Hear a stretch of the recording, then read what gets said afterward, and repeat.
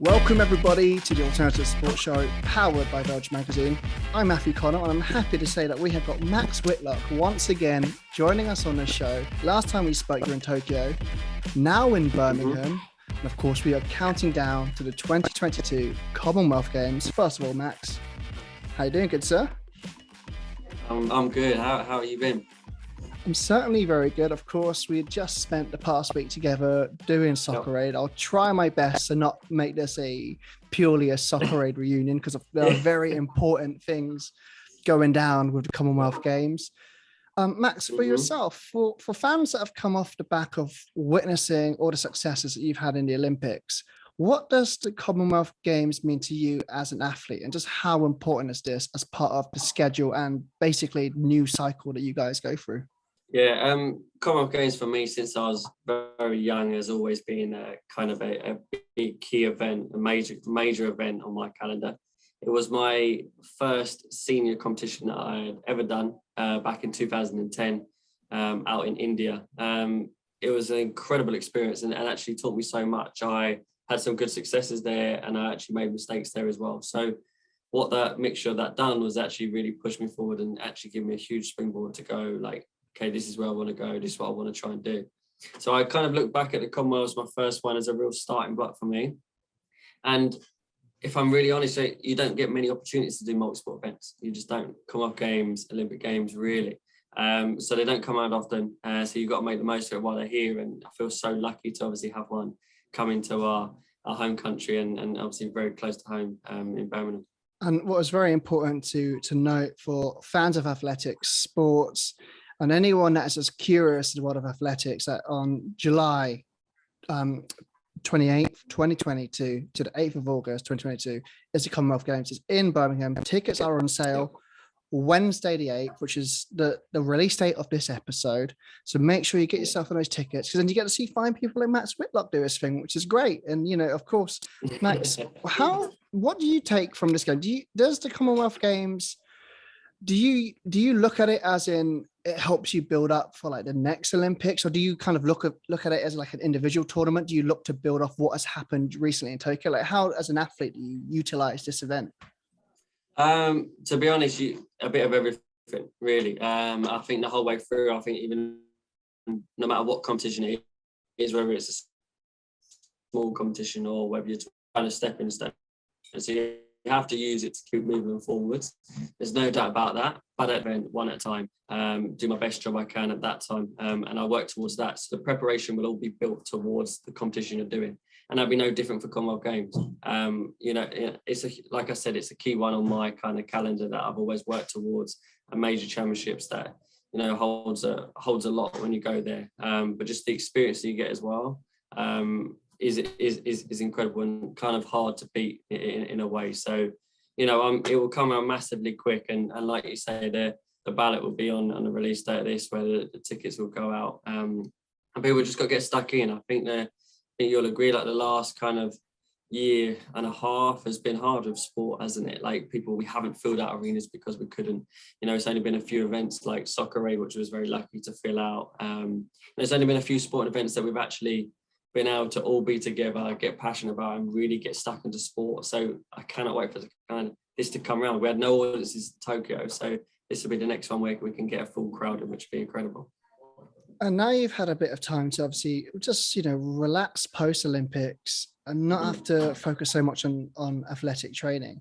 When do you start getting back to the cycle, if you have not already? When is it kind of like, okay, we're now almost in pre-season building up towards Commonwealth Games?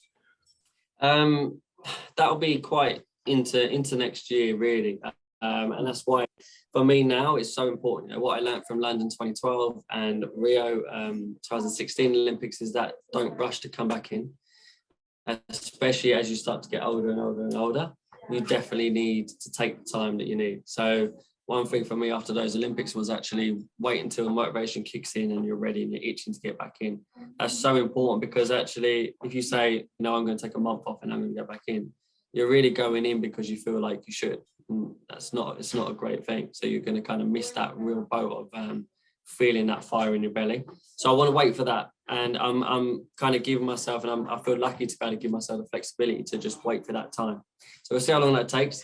But for every kind of, you'll need a lot of kind of foundation building before this, but for pretty much every competition, no matter how big or small it is, I do just over a 2-month build up. And that's really kind of specific, like what we're working on. But before that, you'll need obviously the full preparation to make sure your body's where it needs to be, and you're doing all the skills and everything that you need to do before you start routines about 2.5 months before. So yeah, long build ups, but you know, I'm used to it by now, and you know, I'll kick back in when I'm ready.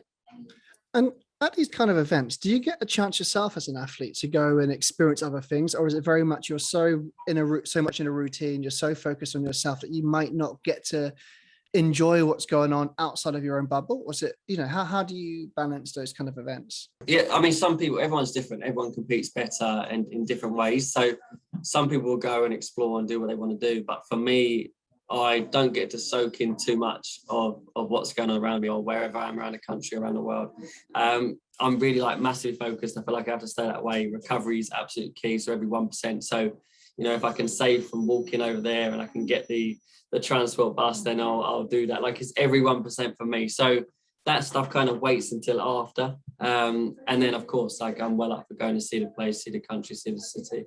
I absolutely love it, and see other sports, which would be what's incredible about this Commonwealth, because multi-sport event, you have the opportunity to go and see what everyone else is doing. Well, if there isn't a better reason to get involved in the Commonwealth Games of 2022 in Birmingham, like you touched upon, not having crowds, there's an opportunity for fans of sport, those who are curious, to come on down, get those tickets and see some of the stars that were at the Olympics and get to enjoy it, and hopefully find new sports to fall in love with. So it's all a win-win situation. And of course, having crowds will be incredible. And of course, let's touch on to, you know, the elephant in the room, Soccer Aid Week, which we were all at. Crazy week. Yeah. I think one thing I picked up on hearing you on the training ground, as far as fitness goes, it was very different, wasn't it? Oh my God, it was so hard. So hard. And we was chatting, like me and Mo, and you know, everyone was kind of chatting about, it doesn't matter how fit you are in something else, you transitioned into another sport or another different type of fitness, and wow, like, you feel it. My legs are still sore now. Like, I probably had more physio over the last few days than I've had in my whole career. Literally, it was so hard. And like, I've always had respect for all sportsmen and women and footballers, but I've got even more respect for them now. It was so hard. I found myself just running up and down the pitch, hardly even getting the ball, but literally I was trying my best. It's an intensive schedule. I mean, like on the first day of training, I mean, the thing as well, Max, which people don't know necessarily, not everyone can make it on the first day of training. Of course, the ultimate pro was there first day of training, but we had you off in a corner first off to do a little skills challenge with Chunks and Harriet Pavlou. So it's like, it's as intensive. It's like you're doing kind of activations, you're training, and it's every day. So it's kind of different to what you're used to. But what was it like, the personalities? Was it anyone that kind of you hadn't really met before and you thought, wow, what an incredible human to be around, or someone that just warmed your heart out there?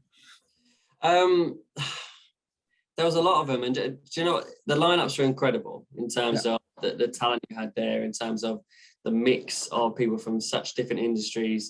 And I think, you know, me and Joel Domick really clicked. Like, we got on so well, which was brilliant. I kind of felt instant ease as soon as he walked in the door. For some reason. And then we just bonded over that, I think. But there was loads of people. Obviously, it was nice to see Mo and Usain, like fellow, obviously, Olympians, which is really cool to have those in there. But then, I don't know, they're just, when you're with football legends like Rooney, Scholes, Seaman, like the people you had in that mix was crazy. So, you know, I could literally go on and name them all as amazing people. And I feel very fortunate to be part of that kind of, that group where there was no egos. Everyone was just, absolutely.